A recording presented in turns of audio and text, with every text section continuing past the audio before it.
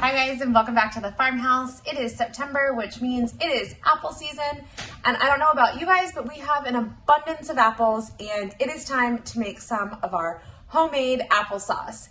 We have been making this applesauce for about 4 years now. It is a family favorite and I can never seem to make enough to last us for the entire year. So let's jump right into making some homemade applesauce. I have some great tips for you guys to make it quick and easy. You can get really picky about what type of apples you use in your applesauce. We don't. We just use whatever apples we have and throw them all in.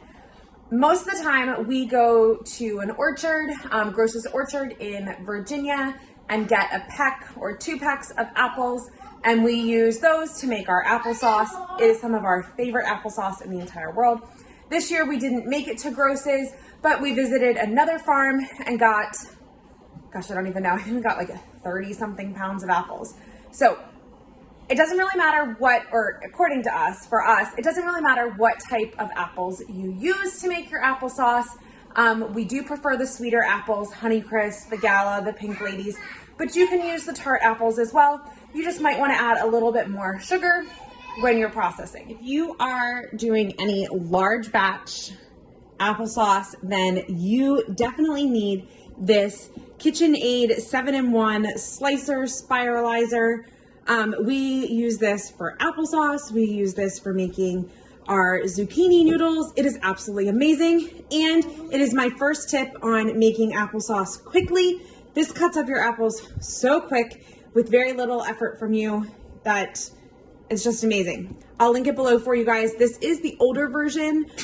We did get it off of Facebook Marketplace and we got a pretty good deal on it. So check out there if you are looking for one, but I'll also put the link to the new version below for you. And I'll show you guys some video clips of this because it's a game changer.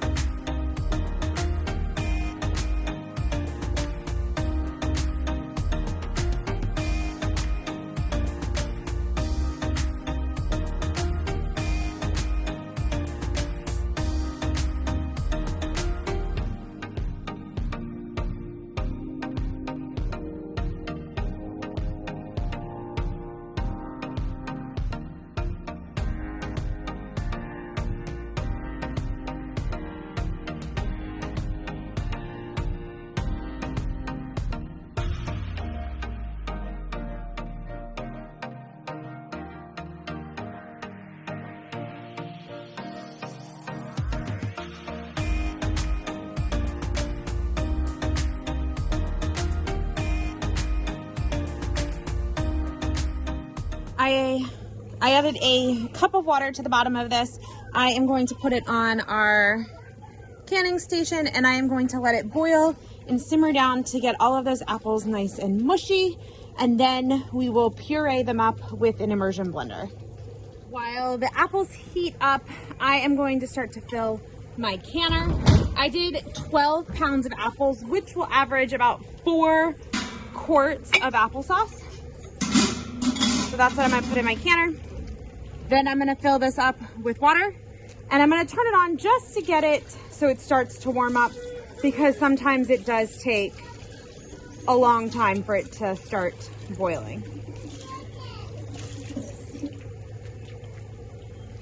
My apples are nice and smushy. I'm gonna use my immersion blender to get them all pureed down. This is another amazing tool if you are doing large batches of applesauce or even small batches of applesauce. It comes in handy. It is really, really helpful.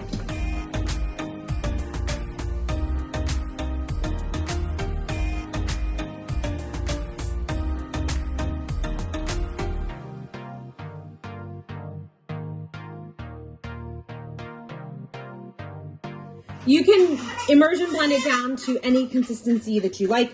We like a pretty smooth applesauce, so I did a lot and got all of the clumps out of it. Now at this stage, you are going to add some lemon juice to help preserve the color. For 12 pounds of apples, you're going to do 4 tablespoons of lemon juice. I do have all of this written down on our website. You can check that out. The link is below for you. Also at this stage is when you're going to want to add any spices if you want to make a flavored applesauce. I'm going to make this one a cinnamon, so I'm going to add probably 3 teaspoons of cinnamon to it, and then I'll test it just to see if we like it.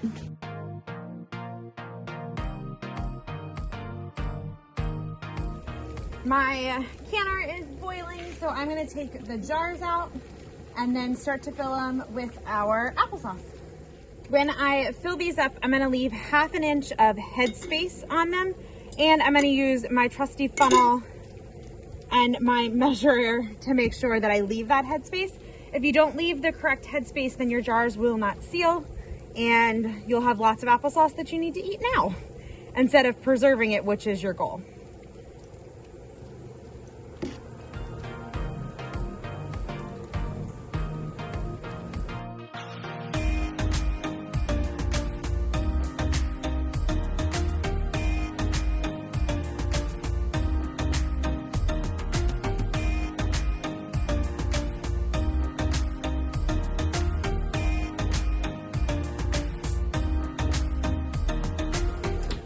All right, I'm gonna wipe these lids, the rings down, or not the rims, yes. I'm gonna wipe the rims down so that we get a good seal on these. My bands and lids have been sitting over here in some hot water, so they are ready to go. Put this on.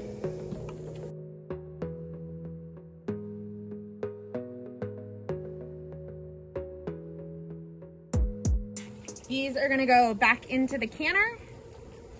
I'm gonna make sure that there is at least 1 inch of water on the top over the lids, and then I'm gonna bring it back up to a boil.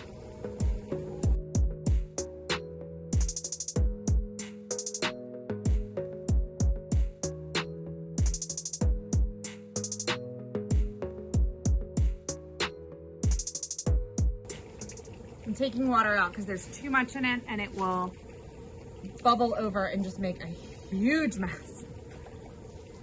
All right, once this comes back up to a boil, I will start my timer for 20 minutes. Apples are done processing. I removed the lid and let them cool for about 5 more minutes. Now I'm gonna remove them from the canner and I'm gonna let them sit for 24 hours until they are completely cool, and we will check the seals. If you guys want to learn more about canning and see more of our canning recipes, make sure you head on over to our website, hummingbird-acres.com. Lots of from scratch meals and canning recipes, and be sure to grab our free ebook, What Makes a Successful Homestead. Thanks guys for hanging out with us today, and we'll talk to you soon.